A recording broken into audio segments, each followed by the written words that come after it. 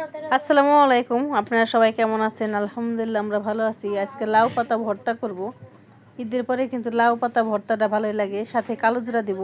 কালো জিরাটা আমি কিন্তু ভেজে নেব।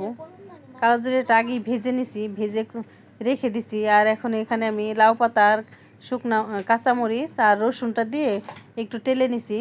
দেখেন যে টেলে নেওয়া শেষ। আর এখন এই যে কালো জিরাটা আগে আমি একটু শিলপাটায় ভালো মতো বেটে নেব।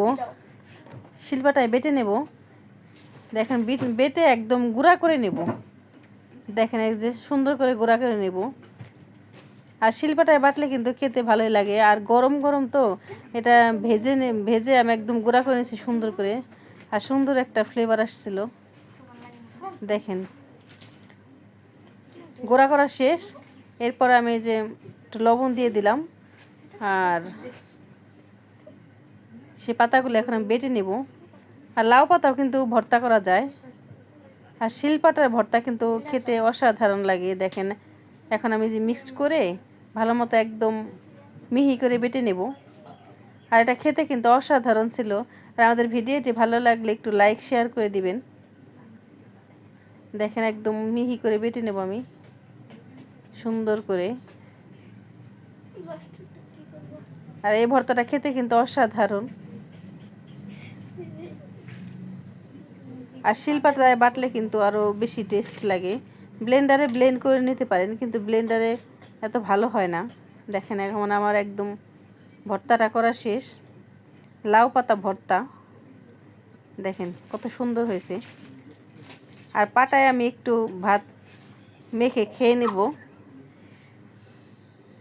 পাটায় ভাত মাখানো কিন্তু খেতে অসাধারণ লাগে, অসাধারণ লাগে। আর এভাবে কিন্তু আমি একটু লবণ দিয়ে আর ভালো মতো একটু করে নেব, মেখে নেব।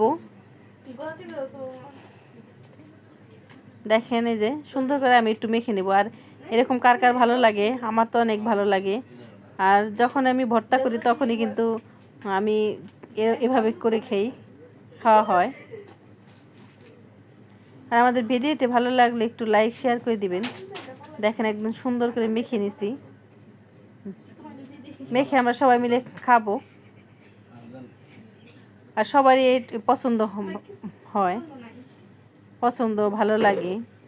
আমার তো অনেক ভালো লাগে। দেখেন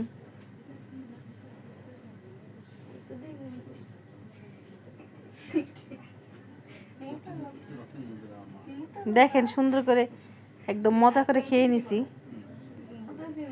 অসাধারণ হয়েছিল খেতে। দেখেন আমার গাছের ফুলটাও দেখেন মাশাআল্লাহ সেই হয়েছিল। দেখেন অসাধারণ ফুলের ওখানে আমি একটু ছবি তোলার জন্য যাওয়া হয়েছে। আর এই ফুলটা কিন্তু মনে হয় এই সময়টাই হয়। দেখেন অসাধারণ।